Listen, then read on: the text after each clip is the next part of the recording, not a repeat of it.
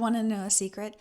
I have always wanted to have my own show where people call in and I like rapid fire answer their questions and give them advice. And if you've been following this podcast for a while, then you know that there are sometimes episodes where I do an Ask Julie, where I answer a question. It's a common question that I get. It's a really big challenge. And today I am answering 3 questions that I found from past clients, from folks on my email list that are really great, that are pretty common, and that are hard. So this is going to be really helpful and practical to you. If you're new here, welcome. I'm Julie, and I am a fundraising coach and strategist and leadership coach, and I help you to raise major gifts, unrestricted revenue, faster, without adding a gala, without chasing restricted grants, without adding another campaign, and stop leaving money on the table with your current donors and board members. So my primary program is Courage Lab, but right now I am accepting 3 one-on-one clients where we work together for 16 weeks to raise 6 figures. 6 figures in 16 weeks. It's a lot of alliteration and yeah, it's fun. Okay. So if you want to work with me, DM me on LinkedIn. If you are not on my email list, you should do that like yesterday. I don't know why you're not doing that. There are so many free email templates. You get a donor scripts cheat sheet of 24 pages of what to say in virtually every scenario that I have possibly ever encountered. How to ask people to donate over email. How to talk to them about non-liquid assets. How to talk to your board about, hey, that's a good idea, but we're not going to do it. How to have difficult conversations and actual scripts that I have used to raise $25 million. If you are not getting my emails, what are you doing? What are you doing? Click the link if you're watching on YouTube. If you're listening, go to nonprofitcouragelab.com. Go to my website, julieordonez.com, and sign up right now. You're going to get a ton of free tools right away, opportunities to work with me, workshops that I offer. If you want to know about my monthly workshops that I do, then get on my email list. Well, there you go. And if you want to work together, hit me up. Let's go. I'm going to Ohio later this month to meet with a client. We do a 1.5 day strategic planning session in person. And I come to you because I need a break from all the Zoom. You know what I'm saying? And strategic planning and making big decisions about your fiscal year, we gotta do that in person. We gotta do it in person. Okay. I know that you get it. All right.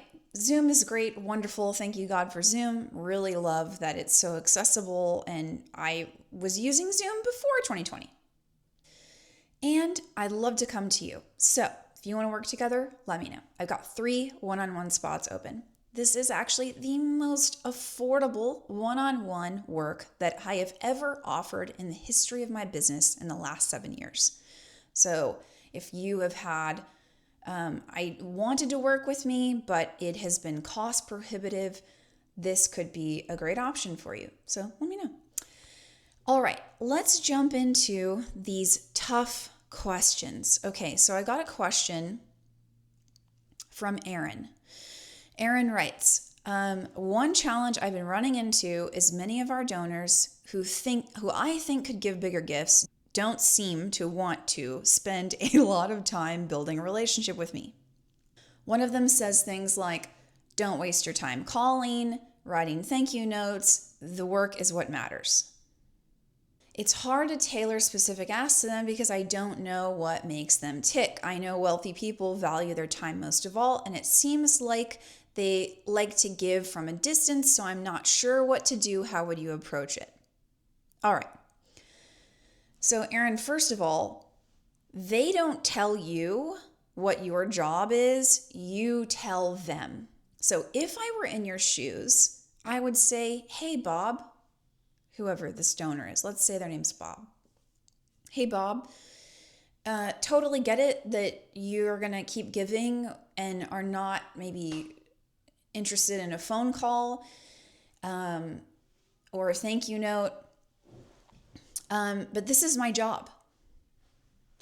My job is to report back to our loyal donors, our most loyal donors, the difference that they're making. And so that includes you.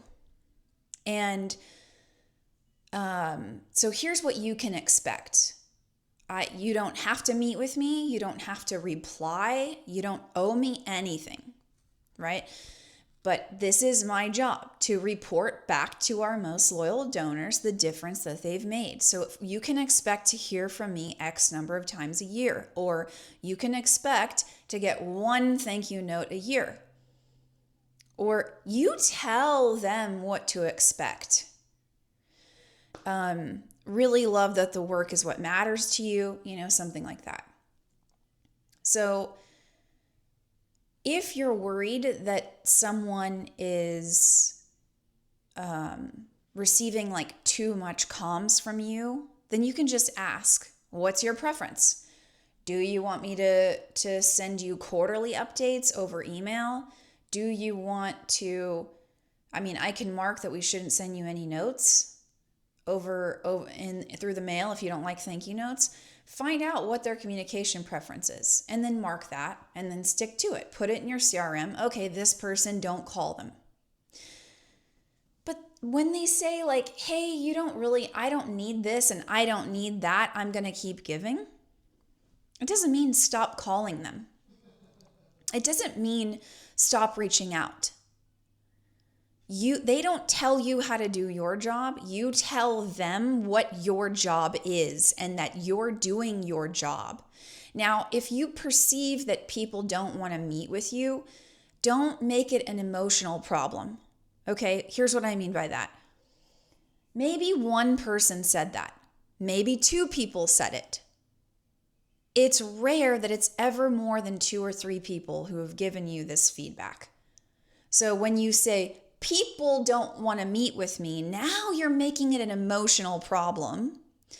And that emotion is very hard to overcome because it's what fuels you to create the type of work product that you're creating. If you feel like people don't want to meet with you, you will suck at writing emails. You will not book meetings. It will be extremely difficult. It will feel like a slog. So that is probably how it feels for so many of you. Okay. So in this particular scenario, Aaron, I would say, look, this is what my job is, and explain what they can expect in terms of donor engagement, in terms of how often they're going to hear from you and why.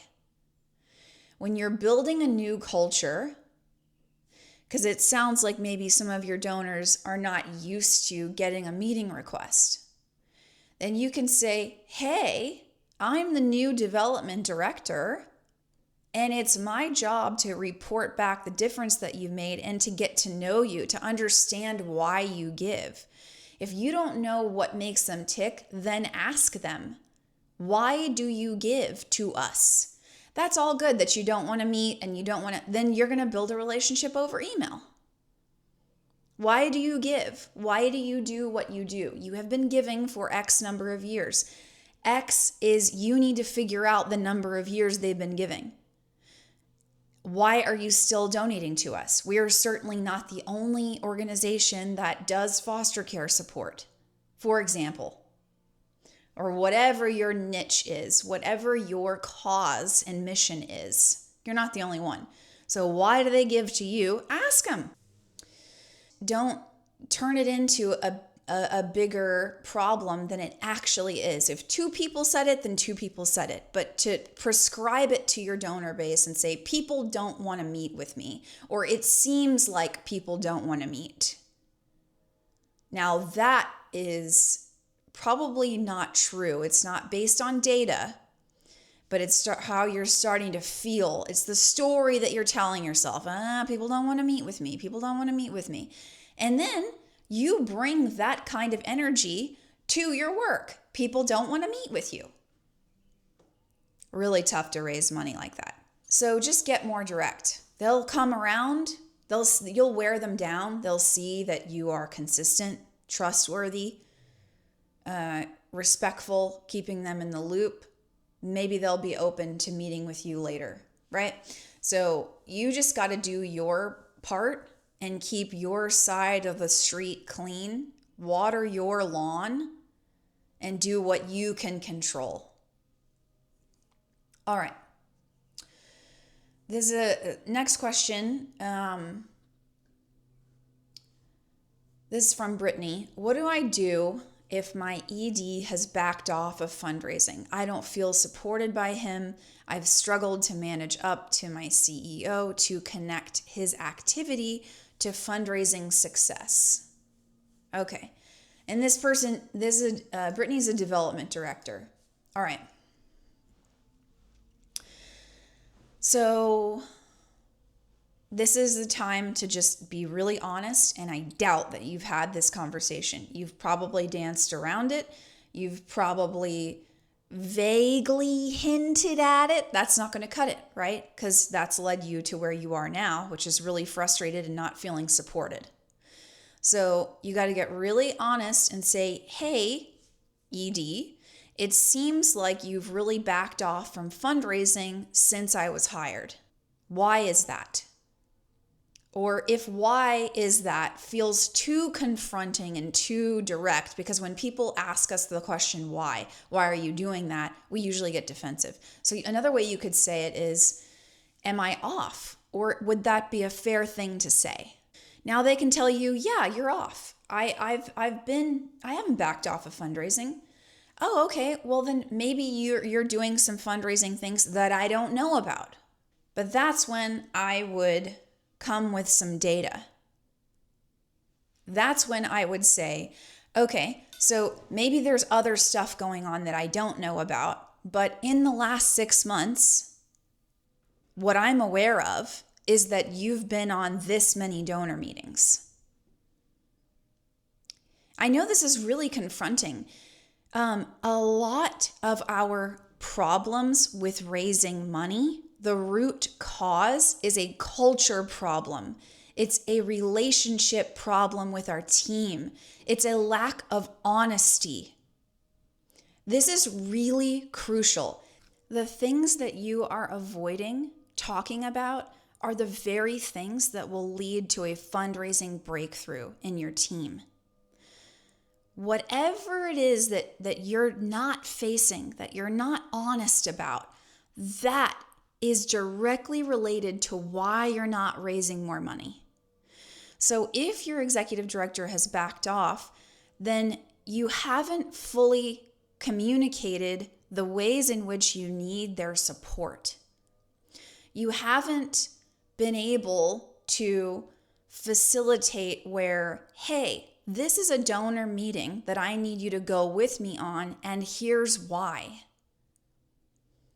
And preparing for that meeting, right? So creating an agenda or an outline of what is the purpose of this meeting. What are you going to say in the meeting, and what am I going to say in the meeting? This is what I cover inside my program, Courage Lab, and in my course, where you have a healthy dynamic between the ED and the DD. I've been on the good side of this. I've been on the ugly side of it. I've done this myself. And so there are ways, there are procedures that you need to have in place. There are systems and processes that allow you to be on the same page. And it begins with an honest conversation about getting on the same page about the problem. What is the problem? Is the problem that your ED is not going with you on meetings? Is the problem that your ED is not making asks? Is the problem that your ED isn't helping you manage the board and get the board to give personally? What is the problem? Is it all of the above? then you have to decide where you need to start. You can't boil the ocean. It starts with an honest conversation. And if you are not willing to have that honest conversation, then you should not be in this role. The things that we complain about in our sector are the things that we enable. It's got to stop. No one else is going to step up. No one else is going to lead the way. It's you. It doesn't matter what your title is. It doesn't matter how long you've lived there, worked there. You got to make it happen. If you see that it's a problem, you need to address it. People can't read your mind. So your ED might actually be clueless. Your ED might be thinking things are going great, and you're feeling really unsupported because you're a professional, because you're polite, because you don't bitch and moan, because you get the job done on your own. If you don't want to do that, you have to communicate that you need help. So if I were you, I would say, hey, I'm feeling unsupported by you. I'm feeling like we are not on the same page. Let's get on the same page. Do you sense that at all? Am I alone in this? It's a little bit of like therapy. It's a little bit of like relational, coming to the table and just being honest with each other. You're a team. You need to start acting like it. People who are on a team together are honest with each other. There is so much lack of honesty. That's what accountability is. It's like, hey, you said you were going to do something and you didn't do it. That's accountability. Like you hold yourself accountable and you can hold others accountable, but you have to talk about the difficult things that you don't want to talk about. It's not fun. But it's going to make it fun later because you're going to be kicking ass. And it starts with talking about it, being direct. These are grown people. They're going to be able to handle it. And if they can't handle it, then you should have been working on getting a different job yesterday. You already know that. You don't need me to tell you that. If your ED has been backing off of fundraising, you need to address it. It's you. Don't wait for somebody else. If you need support, it's your job to advocate for that. It's your job to ask for what you need. It's your job to communicate what's going on. No one can read your mind. Stop expecting them to. Stop expecting them to read your mind. Stop it. Like, what are these games that we play? We bitch and moan about how organizations are overloaded and we're drowning in the workload and we have all this crap and you just keep doing it, right? Like you just keep why? It would be a good question to ask yourself, why do I keep overburdening myself? Why do I show up to a job and continue to not say anything clearly or directly about how I feel unsupported? Why do I continue to do this? Why do I tolerate this for myself? Would I tolerate this for a loved one? What is the advice that you would give to someone who you love and this was not your problem? Let's say it was your cousin's problem or your sister or brother's problem or a friend's problem. What advice would you give them? Go do that, right? Okay. And then the last piece about this one, Brittany, is you talked about you've struggled to connect activity to fundraising success. So you need better KPIs, key performance indicators. Lagging indicators are outputs, money raised, right? Meetings secured. These are outputs. These are things that are results of doing something. A great KPI is a leading indicator. It tells me what your inputs are. What are the things that you have control over that you're doing as a team that will likely lead to the outputs of money raised and meetings secured? So, is it asking for meetings? Is it making phone calls? Is it sending thank you notes? Is it sending personalized emails? Is it asking for money? These are leading indicators. If I asked you how much money have you asked for in the last 30 days and you tell me $0, then that's the answer to why you've raised $0. So leading indicators versus lagging. And you've got to track those yourself. So practice what you preach. And if you want your ED to do that as well, then you need to keep doing it over and over and show that it works.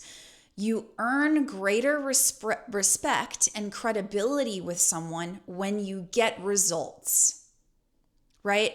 It's like you think about like a family member who's talking about getting healthy. Maybe they're really overweight and they're unhealthy and they need to lose weight. And they're like, they keep talking about it and talking about it. And they're like, oh, I started this new program and I'm going to be weightlifting and working with a trainer. And you're like, oh yeah, good for you. That's awesome. But it's still just something they're talking about. There aren't really results yet. Now, fast forward a year from now, and let's say that they've lost all the weight and they're keeping it off and they look better than they've ever looked. Now you're interested in their routine. Now you're interested in their trainer. Now you're interested in asking them how they did it. The same is true in fundraising. When you've actually raised the money, when you track your KPIs and it shows you how it's resulting in more money, it's getting more meetings, and that tracking allows you to stay on track, then you're going to have more credibility with your ED to get them to practice something similar on a different scale, on a smaller scale, right? Because fundraising is not their only part of the job. So practice what you preach, embody what you hope others will embody, and that's going to go a long way for you. Okay, Amy asks, we have a group of committed donors, but they're not interested in fundraising for us. How do we grow our donor base? Okay, so I would pick up the phone and call the couple of people who probably said this. Not all of them said it, right? If they all said it, then that's a real problem. There's something going on. But I would just ask them out of curiosity and not out of judgment, hey, I'm really looking for honest feedback. I know that you've mentioned in the past that you're not really interested in fundraising for us. Can I learn more about what makes you say that? Can I learn more about your experience donating to us and what your experience has been since you've been involved and how we might be able to improve it? I would listen. Practice great listening, take notes, ask follow-up questions. If you don't understand something, ask, what do you mean by that? I don't understand. And you'll likely find that they had a negative experience with another nonprofit, that they are bringing that baggage to your organization. Maybe they did fundraise for somebody else in the past. It didn't go good. They're not going to want to do that again anytime soon. And so they tell you that they're not interested in fundraising for you. So it has nothing to do with your nonprofit, nothing you can control, except to continue to build trust and build a relationship. Now, if they tell you there was something that your ED said or did, or there's something that you all do or that you've recently done that I'm embarrassed by, or that I thought was not in line with the values, or there may be another reason, find out what the reasons are. And again, like the earlier question, don't prescribe what one donor or two donors are saying to your entire donor base. We do this over and over again. It's so common. It's so human. I get it. I really do. I get it. But it's just one person. It's not your whole group. So find out why they're not interested in fundraising for you. If it's something you can't control, then just drop it, leave it, let it go. Continue to do a great job of giving the donor a great experience. If it's something that you can control, if there is actual legitimacy to their feedback, if they're saying, hey, this thing that you guys did, you really messed it up, then try to make it right. Address it. Hey, how can we make things right with you? It sounds like we really dropped the ball. Like there's something else going on. What is it? When board members say that they are not going to fundraise, why? First of all, a lot of board members don't even know what fundraising is. They think it's a 5K, or selling t-shirts. They don't have any idea, or that you're going to shake down their friends. They don't have any clue what you do all day long. They don't know.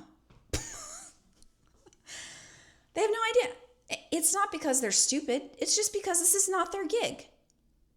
And you likely haven't explained to them how fundraising works, what it actually is and what it isn't, and how you go about doing these things, and the type of people that you're looking for. So there's a lot to unpack there.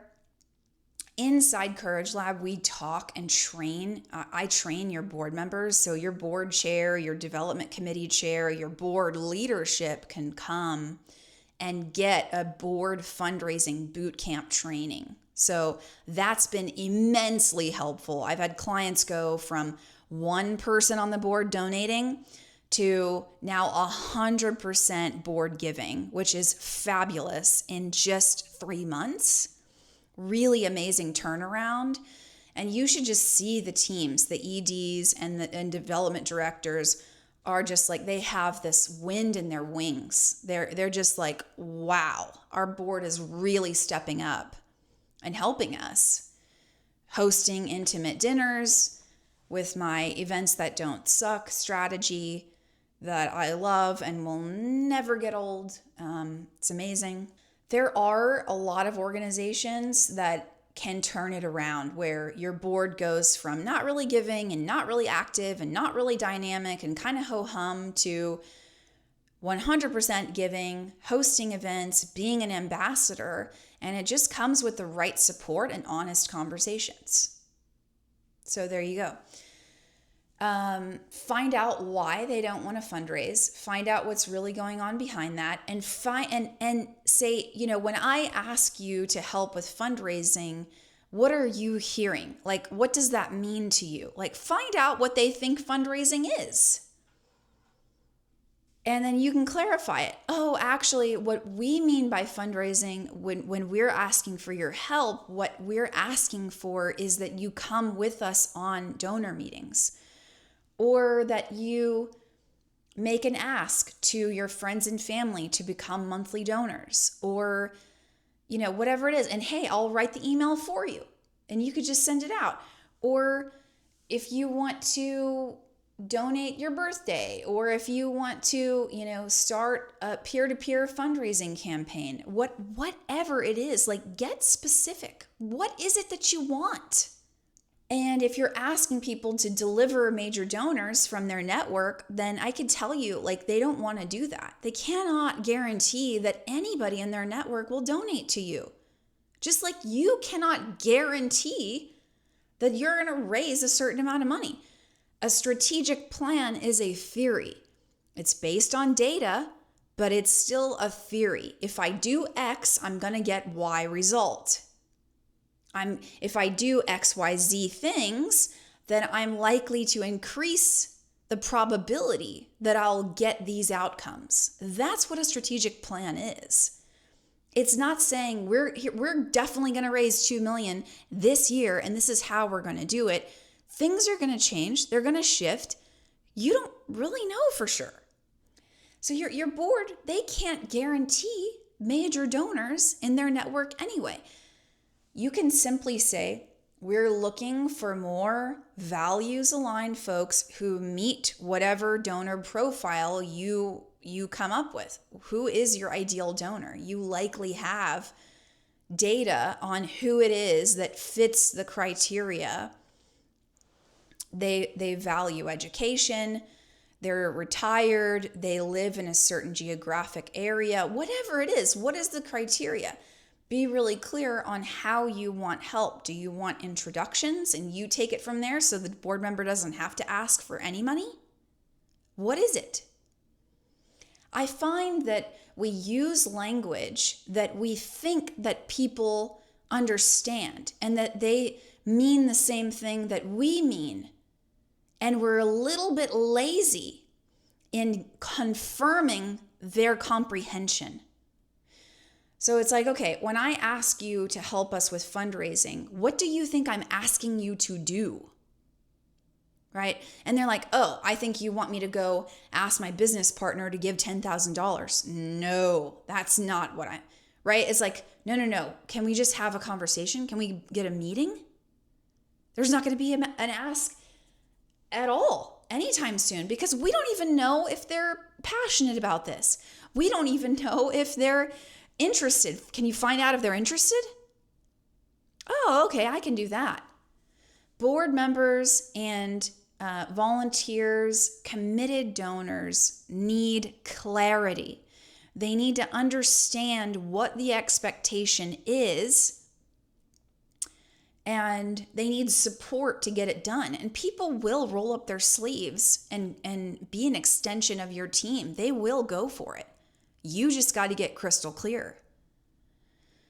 So I hope that this is helpful. This is 3 questions. If you have questions that you want me to answer, put them in the comments. DM me on LinkedIn. I would love to answer more questions. I hope that this was helpful and encouraging to you. Happy fundraising.